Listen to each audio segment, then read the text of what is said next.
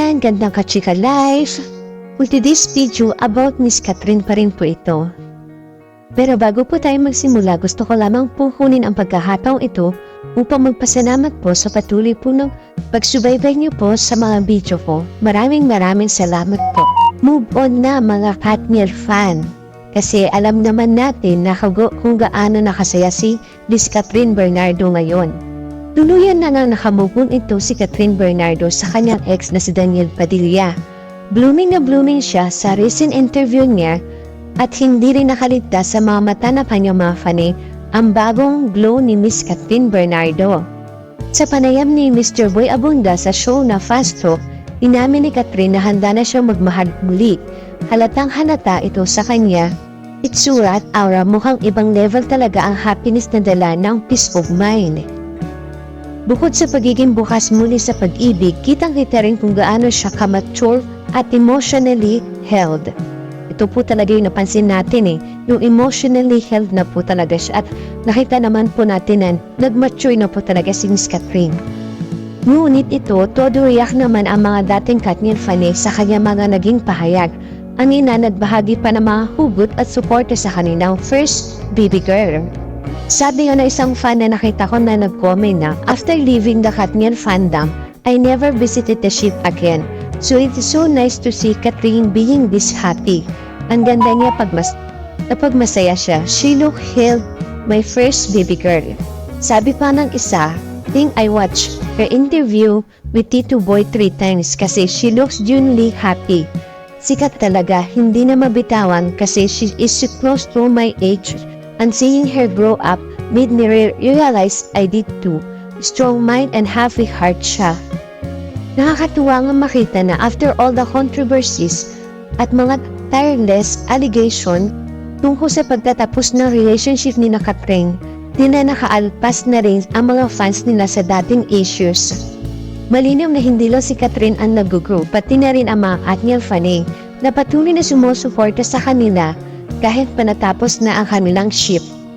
Kita naman natin na ang dami pa rin mga Katniel fan na umaasa na didilulo na magkakabalikan pa rin sila. Kasi marami rin kasi nagkukumpara na baka magganin din mangyari tulad kanila Jeneline Mercado at Dennis Trillo, diba dati silang mag-shota and then nag-break up sila ng ilang years din and then now kinasal nga sila.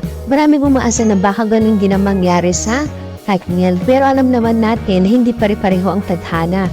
At nakita naman po natin na kung gaano nakasaya si Miss Catherine Bernardo. Kita sa mga kilos niya, sa mga mata niya, sa pagsasalita niya, lalo na po kapag binibigkas ang pangalang Alden, iba yung kilig niya. Iba yung nararamdaman po niya at kitang-kita naman po natin yun at hindi yun maitatangki. Samantala, marami naman na ngayon na mga fans natin po ng Katniel na sumusuporta na rin po sa Hatden na nakita naman dahil yung nag-grow na rin po sila na alam naman po nila sa sarili nila na wala na po talagang pag-asa o hindi na po talaga sila magkakabalikan kasi nga lahat na nga po pinutulo na po ni Miss Catherine Bernardo yung ugnayan nila ni Mr. Daniel Padilla ay po sa mga negosyo, lahat po talaga as in wala na po ugnayan si Mr. Daniel Padilla at kay Miss Catherine Bernardo, lahat na po yun parang in-erase na po niya yung hindi naman niya totally na kinalimutan yung 11 years kasi nga sabi nga niya, yun yung napakaganda daw wonderful memories po niya diba na sa 11 years.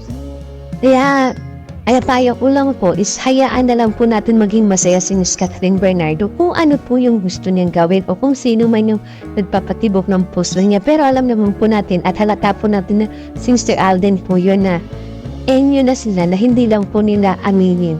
For me kasi siya parang gusto na po ni Miss Catherine Bernardo yung maging private kasi nga na siya na sa 11 years, di ba, public po yan. Gusto naman po niya yung maging private. Mas lalo na kaibigan niya si Julia Montes, na with Mr. Coco Martin. Siguro pinapayuhan din po niya na i-try niya po yung ganong setup. Kaya sa tingin ko po, hindi na po yan aamin. Nasa kanuna na po yung nasa kanila po na yung desisyon na yan na malay din po natin, we hope na aminin nga nila, pero huwag na po tayong umasa kasi sa tingin ko po talaga is itatado po nila yan na ikikip lang po sa kanila yan. Magugulat na lang po tayo one day, di ba? Hindi po natin alam na kinasal na pala yung dalawa o kakasal na sila. Sa mga nasabi ko po, sana po wala po magbabash. Ito lang po ay aking opinion.